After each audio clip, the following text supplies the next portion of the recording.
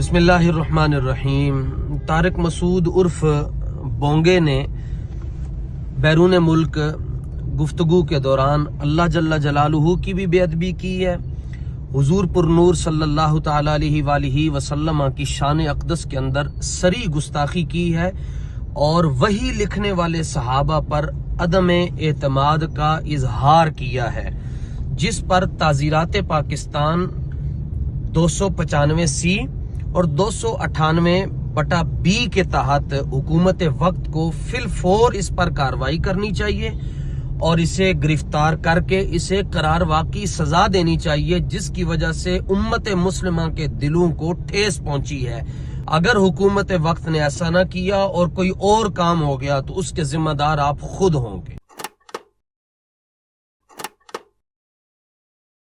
مفتی طارق مسعود صاحب حفظہ اللہ تعالی سے متعلق جو دیوبندی مکتب سے تعلق رکھتے ہیں، ہمارا ان سے علمی اختلاف اپنی جگہ، لیکن اس وقت حقیقت بات ہے کہ ان کی لائف رسک کے اوپر ہے، اور وہ دہشت گرد قسم کے مولوی جن کا کام ہی یہ ہے کہ توہین مذہب کی آڑ میں لوگوں کو ایکسٹرا جوڈیشل طریقے سے قتل کر دیا جائے، اس پورے سینیریو کے اندر مفتی طارق مسعود صاحب کے اوپر الزام لگنا یہ سیدھا سیدھا ان کے قتل کا فتویٰ جاری ہونے کے مترادف ہے۔ اور آپ کو پتہ ہے یہ جو چشتی رسول اللہ پارٹی ہے، TLP والے، جن کے دھرنے صرف قادیانیوں کے خلاف ہیں، چشتی رسول اللہ والی کتابیں وہیں سے پرنٹ ہوتی ہیں جہاں سے وہ لاہور سے دھرنا لے کے نکلتے ہیں، لیکن کبھی ان کی دکانوں کے باہر آپ کو یہ دھرنا دیتے ہوئے نظر نہیں آئیں گے، کیونکہ یہ ان کے گھر کی بات ہے۔ تو یہ جو چشتی رسول اللہ پارٹی ہے، TLP والے، انہیں ایک اچھا موقع مل گیا دیوبندیوں سے اپنا پرانا غصہ اتارنے کا، اور انہوں نے ٹویٹر کے اوپر بھی ٹرینڈ چلانا شروع کر دیا اور مختلف پوسٹیں بھی لگائیں، مختلف علماء نے بھی تقریریں ریکارڈ کیں۔